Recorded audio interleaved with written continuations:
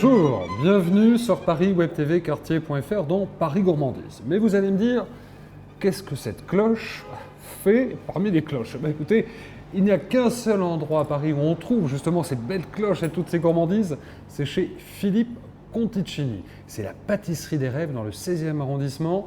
Je ne vous en dis pas plus, nous allons tout de suite le rencontrer. Ça va les cloches?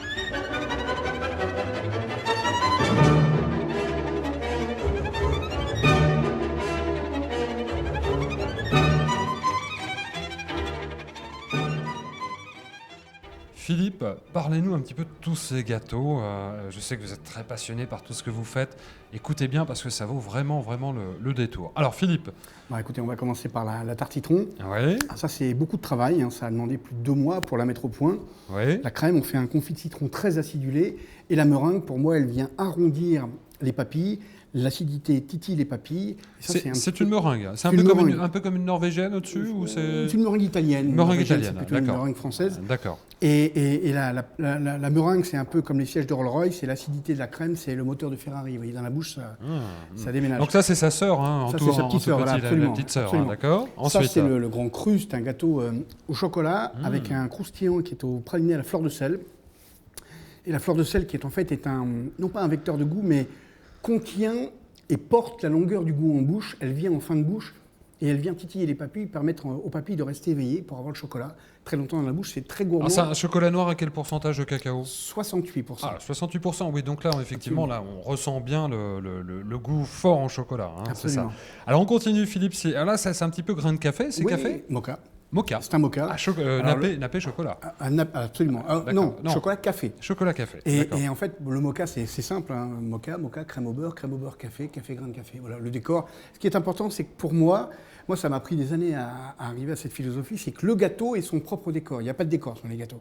Jamais. Vous voyez, là, il n'y a pas de décor, c'est le gâteau qui est son propre décor. Ouais. Et le Paris-Brest, c'est pareil. Pas de fioriture supplémentaire. Jamais, mais ça m'a pris beaucoup de temps. Avant, j'en mettais beaucoup. D'accord. Et aujourd'hui, vous savez, comme dit Léonard de Vinci, le summum de la sophistication, c'est la simplicité. Donc ça, c'est un croustillant aux fleurs de sel et à l'amande, avec le café, qui est un café puissant, mais en même temps, c'est extrêmement gourmand. Et pareil, la fleur de sel titille et porte la longueur du goût en bouche. D'accord. Ça, c'est fondant. Et une mousse extrêmement allégée, une crème au beurre, avec 30% d'une mousse de lait, ce qui permet d'avoir quelque chose de plus léger. Saint-Honoré. Le Saint-Honoré. C'est une grande vedette. Hein. Ici, c'est une des plus grandes ventes, avec le Paris-Brest. Le Saint-Honoré, alors il est monté en kit. Le feuilletage est cuit à part.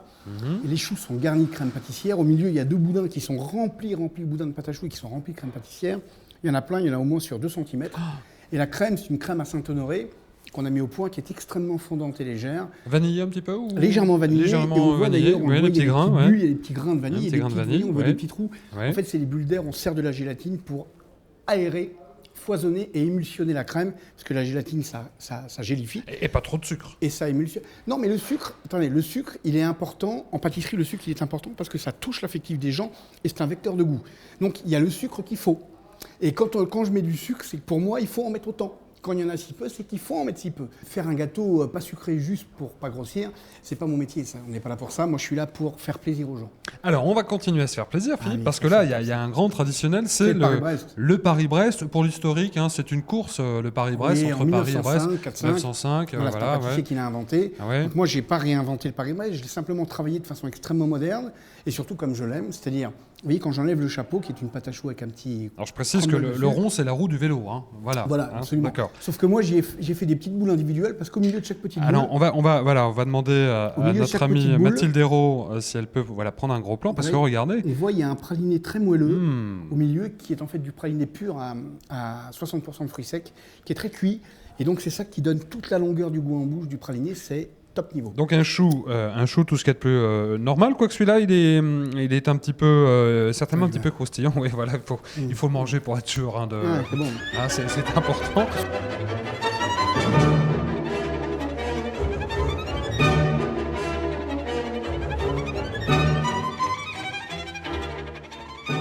Et Philippe, tout de suite, on va parler de vos souvenirs d'enfance gastronomique, mais attention, de Noël, hein, parce qu'habituellement, vous en avez l'habitude, c'est un souvenir gastronomique d'enfance, comme ça, il n'y a pas une date précise, mais là, c'est une émission spéciale Noël.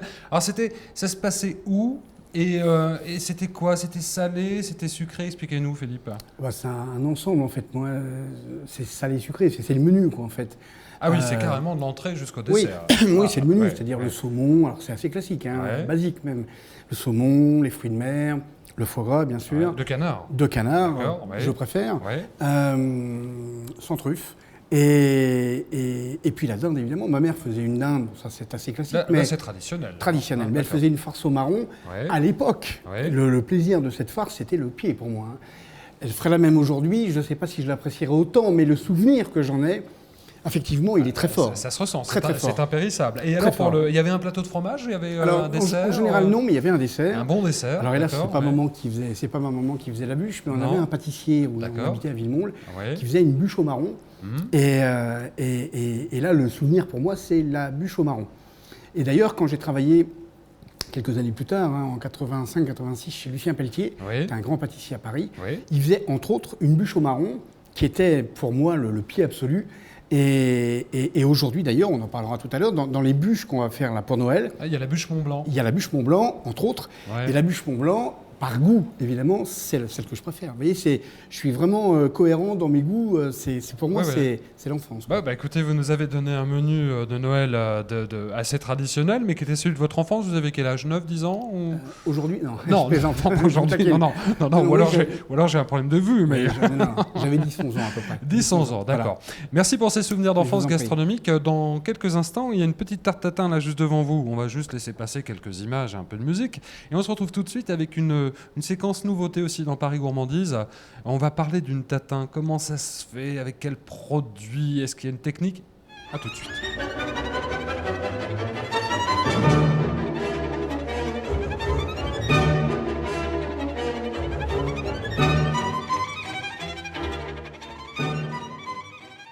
La suite de Paris Gourmandise sur pariswebtvcartier.fr, on va parler de tarte tatin. À l'origine, la tarte tatin, c'est un gâteau raté. Oui, enfin, ça c'est la légende. c'est la hein. légende. Est-ce que c'est vrai ou pas? J'y étais pas. Bon, en tous les cas, celle-ci, C'est- elle n'est pas ratée. Ah non, celle-là, elle est pas Et je crois ratée. qu'il y a toute une histoire là-dessus. Je vous laisse vraiment nous en parler avec cœur et passion, Philippe Très Conticini. bien. C'est à vous. Très bien. Alors pour moi, la tarte tatin, hormis que les sœurs tatin ont raté leur gâteau, elles ont mis de la pâte dessus, elles l'ont cuit rapidement, elles l'ont retourné, elles ont créé, paraît-il, la tarte tatin. En tout cas, pour moi, la tarte tatin, c'est deux choses. C'est un souvenir d'enfance, et ça c'est important, parce que toutes mes pâtisseries, ce ne sont que des souvenirs. Et c'est ce que je recrée. Donc souvenir, ma maman faisait une tarte tatin, qui d'ailleurs aujourd'hui ne me plairait peut-être pas en termes de goût, mais le souvenir que j'en ai, lui, il est marqué pour la vie. C'est ça. Et la deuxième chose, c'est, la tatin, c'est pomme, sucre, beurre. Le goût de la pomme, je m'en fous. Le goût du beurre, je m'en tape. Et le goût du sucre aussi. Ce qui est important, c'est l'ensemble des trois. Et dans la pomme, ce qui m'intéresse, c'est la pectine.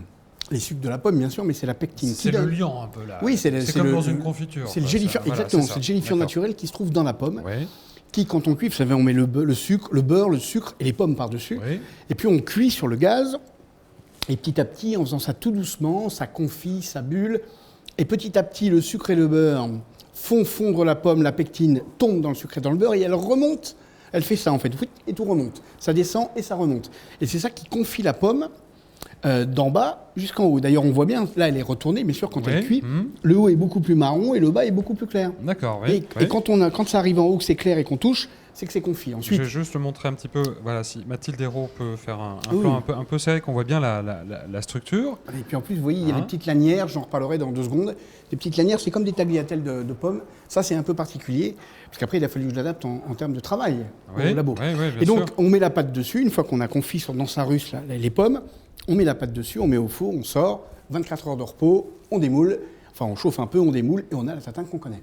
Donc pour ça, la seule technique qu'on ait trouvée, c'est de faire des lanières de pommes très fines, d'ailleurs on les voit.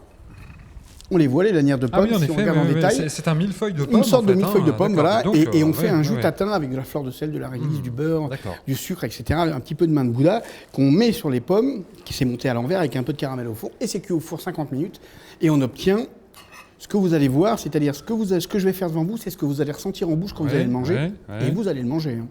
Ah Et ouais, regardez, regardez, je n'appuie absolument pas. Hein. C'est Voilà. comme une compote. Regardez, j'appuie pas. Et vous avez vu comme ça se tient, regardez. Ah oui, oui, oui, oui. Et ça, Ouais. c'est exactement ce que vous allez ressentir en bouche, vous le sentez?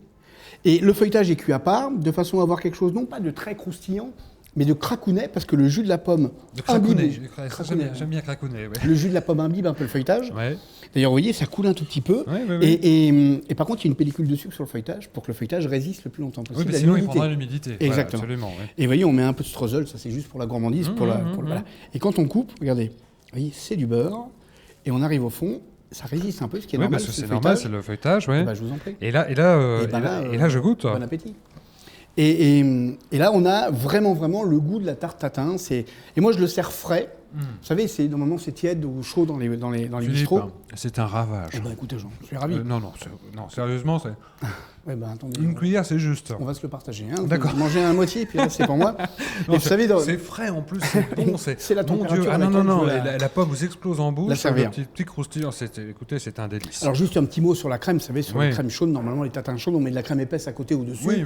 Donc moi, j'ai voulu respecter cette tradition française des bistrots et j'ai mis au point une sorte de petite crème extrêmement légère pour le coup, parce que la crème épaisse, c'est un peu gras. Oui. Par contre, quand on la met dans la bouche, comme je veux respecter la matière grasse de la crème, qui là est beaucoup plus soft, quand on l'a mangée, on a une petite pellicule de gras sur les lèvres qui fait qu'on se dit, tiens, on a mangé de la crème épaisse. En fait, c'est un nuage, regardez, goûtez là. Vous allez voir, c'est extrêmement léger. Alors attendez, Et, hop.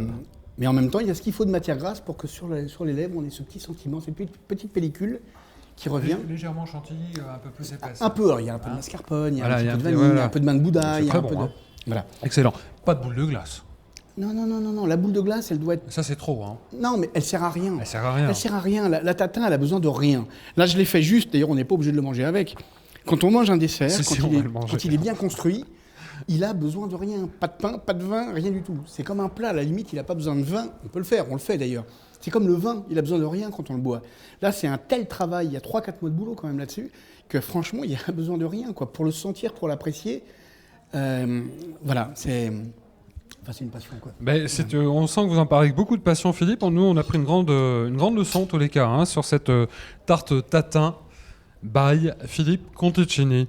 Merci, Philippe. Ouais, je vous en Là, on va pas s'en Bon, on remettre. peut y aller, on peut la manger. Oui, hein. oui, Bon, on va allons-y. se taper. On a dit qu'on se le faisait. Oh, non. Ah, vous êtes là, pardon. Oh. Alors, on est encore filmé parce que c'est la fin de l'émission. On va déjà se dire au revoir, chers amis de Paris Gourmandise, en vous souhaitant un joyeux Noël. Non, Hein. ça fonce, c'est assidu. C'est bon. Hein. Alors moi, je souhaite un joyeux Noël et de bonnes fêtes de fin d'année à tous les téléspectateurs de Paris Gourmandise. Joyeux Noël. Bah, écoutez, je vais faire pareil. Bon, moi, je suis... Mathilde Hérault, notre réalisatrice, se joint à nous pour vous souhaiter également un très beau Noël 2011. Merci, à la semaine prochaine. C'est un délice. Wow. Puis remarquez, s'il n'y a pas assez avec ça, on peut toujours taper là-dedans. Hein. Oui, oui, oui.